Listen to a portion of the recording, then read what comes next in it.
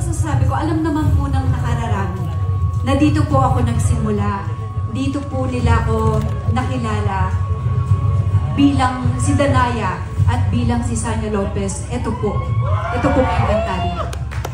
Sa ngayon po, ang masasabi ko, wala po akong pinagsisihan nung ginawa ko yung Encantadia. Wala rin akong na-miss na gawin ng Encantadia ko. Dahil itinodo ko po doon. Gutom ako. Gutom ako maging successful. Gutom akong mag-inspire ng ibang tao. At literal na gutom.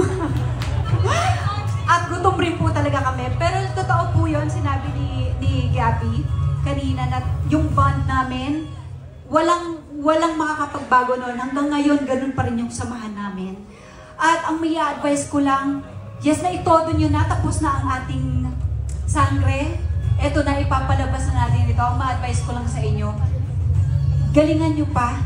At lahat ng mga aral na natutunan ninyo, lahat ng pagsasama ninyo bilang co-actor at pagiging magkakaibigan, dalhin nyo yan hanggang sa pagtanda. At sabi nga rin, may nagsabi rin sa atin, once a sangre, always a sangre.